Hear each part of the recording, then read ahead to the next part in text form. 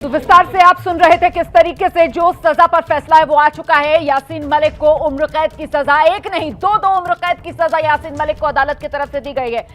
इस वक्त की बड़ी खबर, यासीन मलिक को अलग अलग धाराओं में सजा का ऐलान हो गया है। जो अलग अलग धाराएं थी उनमें दो धाराएं ऐसी जिसमें यासीन मलिक को दो उम्र कैद की सजा सुनाई गई है। इसके अलावा 5 ऐसी धाराएं थी जिसमें यासीन मलिक को 10-10 साल की सजा सुनाई गई है। इसके अलावा यासीन मलिक पर जुर्माना भी लगाया गया है। और ये जो अलग अलग सजाएं यासीन मलिक को सुनाई गई हैं, अदालत की तरफ से साफ कर दिया गया है कि ये सारी सजाएं कॉन्करेंट चलेंगी, मतलब एक साथ चलेंगी। और ऐसे में महत्वपूर्ण यह हो जाता है कि एनआईए की तरफ से मांग की गई थी फांसी की सजा की, लेकिन अदालत ने उम्र कैद की सजा सुनाई है। निपुण का रुख करेंगे। निपुण,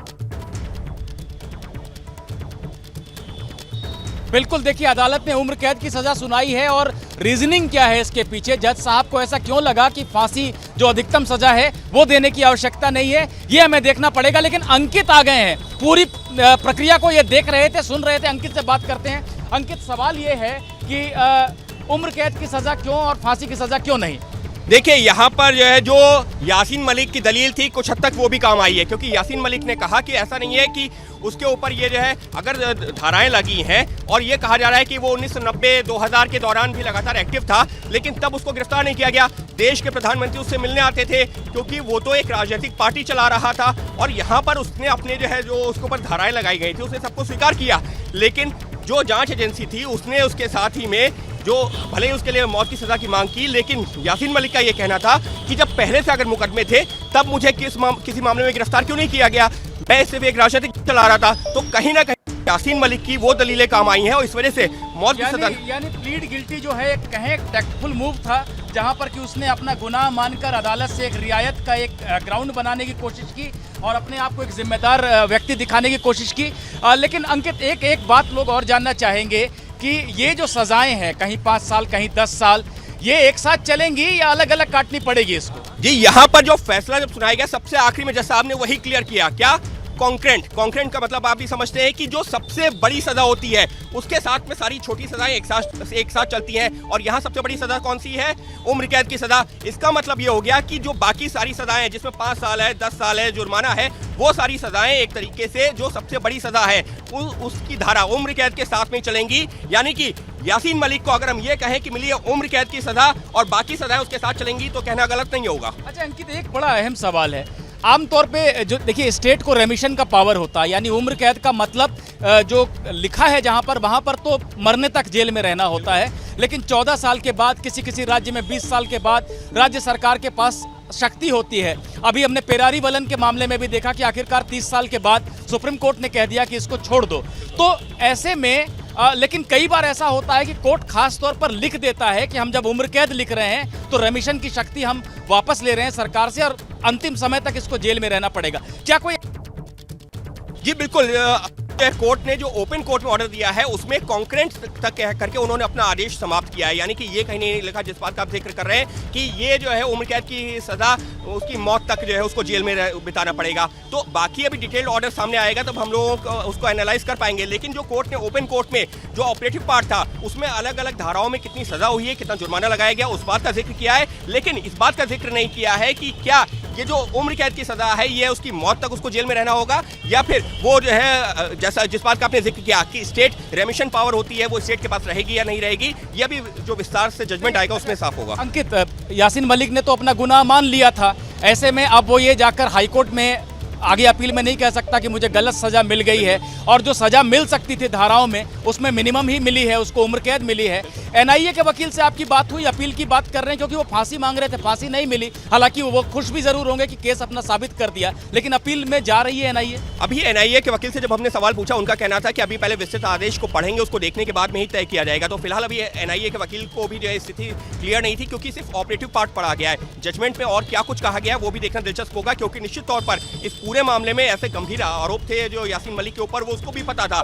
इसी वजह से वो लगातार जो ये कह रहा था कि देखिए मैंने तो प्लीड गिल्टी कर लिया, मैंने तो अपने गुनाह को जो है कबूल कर लिया है और इसी वजह से उसको अदालत ने दोषी ठहराया। लेकिन यहाँ सबसे महत्वपूर्ण क्या है? सबसे महत्वपूर्ण है यहाँ पर हमको ये भी ध्यान रखना होगा निपुण कि पाकिस्तान का झूठ किस तरीके से बेनकाब हुआ है। अदालत में आकर के एनआईए जांच एजेंसी ने साबित किया है कि किस तरीके से टेरर फंडिंग कर रहा था पाकिस्तान और यासीन मलिक जो है ये लगातार कह रहा है कि वो पाकिस्तान के इशारे पर कुछ नहीं कर रहा था, उसने उन आरोपों को खुद स्वीकार किया है। यानी पाकिस्तान को भी जवाब मिला है इसी अदालत से जहां से यासीन मलिक को मिली है उम्र कैद की सजा। अब ये माने अंकित, देखिए बहुत सारे लोग हैं, ये जो 2016-17 के आसपास टेरर फंडिंग का जो केस आया, जहां पर कि नौजवानों को हाथ में पत्थर और हथियार देकर देश के खिलाफ लड़ने के लिए झोंका जा रहा था और वो पैसे पाकिस्तान से आ रहे थे, एनआईए का यही केस है। तमाम और लोग हैं, मशर्रत आलम, आशिया अंद्राबी, ऐसे तमाम लोग इसमें दोषी आरोपी हैं। उनके केस पे भी फर्क पड़ेगा अब इससे? निश्चित तौर पर पड़ेगा और यकीन मानिए इस मामले में जो सह आरोपी है वो भी इस वक्त घबराए होंगे। क्यों घबराए होंगे? क्योंकि यासीन मलिक ने वो स्वीकार कर लिया है कि वो दोषी है और उसको सजा मिल गई है। तो अब जो सह आरोपी हैं, जो अब इस मामले में ट्रायल फेस करेंगे, जिसमें मशर्रत आलम समेत जो है 1 दर्जन से ज्यादा आरोपी हैं, उनके लिए आने वाले दिन काफी मुश्किलों भरे होंगे, क्योंकि उन्हीं के एक सह आरोपी ने केस को स्वीकार किया, आरोप स्वीकार किया और अब वो दोषी करार दिया गया और अब मिली उम्र कैद की सजा। ये समझना जरूरी है कि फैसला सिर्फ ये नहीं है कि यासीन मलिक को उम्र कैद की सजा मिल गई है। इस फैसले का जो बड़ा जो बिंदु है, जो महत्वपूर्ण बात है, जो अंकित बता रहे हैं कि पाकिस्तान का झूठ बेनकाब हुआ है और पूरी न्यायिक प्रक्रिया के बाद बेनकाब हुआ। ये किसी बिल्कुल निपुण सहगल, और यही तो वजह थी कि पाकिस्तान इतना बिलबिला रहा था, क्योंकि आज यासीन मलिक को लेकर जिस तरीके का फैसला आया है उसके आयाम जो है वो बहुत दूर दूर तक जाएंगे। और इस वक्त पूरी दुनिया के सामने देखिए पाकिस्तान किस तरीके से बेनकाब हो रहा है। और ये जो तस्वीरें आप देख रहे हैं, डोगरा फ्रंट खुशियां मना रहा है यासीन मलिक की सजा पर, ऐलान पर।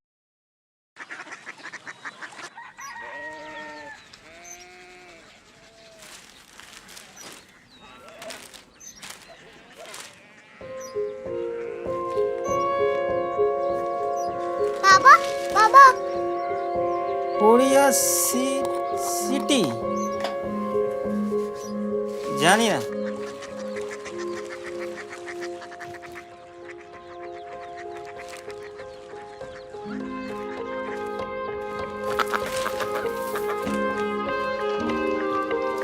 Korea city?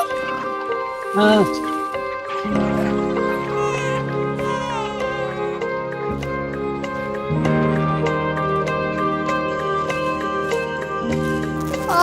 कोरिया सिटी कहाँ पे है? शहर अंग्रेजी लगे हैं।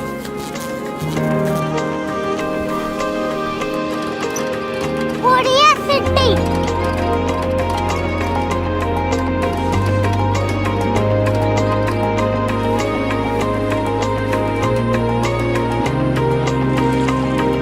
वो बहुत दूर है।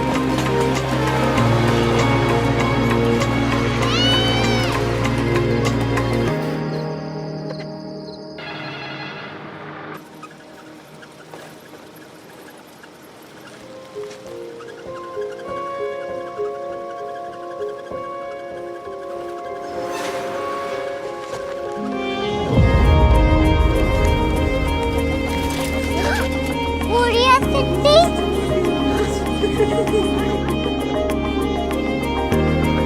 दुनिया को कुछ लोग बड़े होते हैं। कोरिया सिटी कहाँ है? प्रोफेसर साहब को पता होगा। हो, ये छोटा वाला ग्लोब लगता है और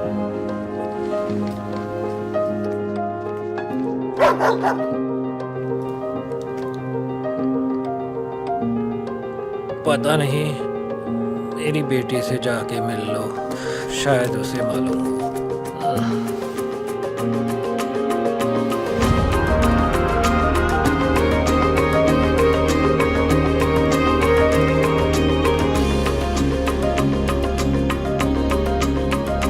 हाय,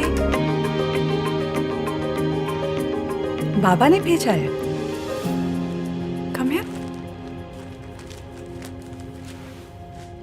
कोरिया सिटी। कोरिया सिटी नहीं, क्यूरियोसिटी। वो क्या? That's what brought you here? जो तुम्हें यहाँ तक ले आया। क्यूरियोसिटी।